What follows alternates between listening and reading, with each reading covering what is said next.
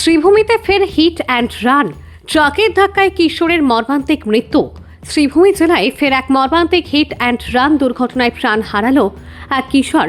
বদরপুরের শ্রীগৌরী এলাকায় ৬ নম্বর জাতীয় সড়কে দ্রুতগতির একটি ট্রাকের ধাক্কায় এই দুর্ঘটনা ঘটে। জানা গেছে, একটি মোটর বাইকে পেছন দিক থেকে ধাক্কা মারে দ্রুতগতির ট্রাকটি। দুর্ঘটনায় কানাইন এলাকার বাসিন্দা কিশোর আরিফুল ইসলাম বড়ভূইয়া ঘটনাস্থলেই মারা যান। বাইক চালক আজারউদ্দিন গুরুতর আহত হয়ে রাস্তায় ছিটকে পড়লেও প্রাণে বেঁচে যান। দুর্ঘটনার পর ঘাতক ট্রাকটি ঘটনাস্থল থেকে পালিয়ে যায়। খবর পেয়ে পুলিশ ঘটনাস্থলে পৌঁছে মৃতদেহ উদ্ধার করে ময়নাতদন্তের জন্য করিমগঞ্জ সিভিল হাসপাতালে পাঠায়।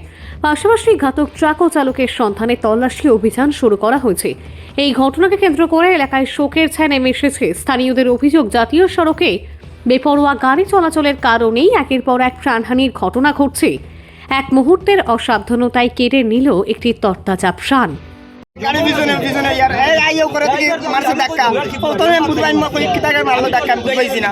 প্রথমে ফিরে মারছে ধাক্কা আমার গাড়ি। মারতে আমার বাইক না পড়ে গেছে।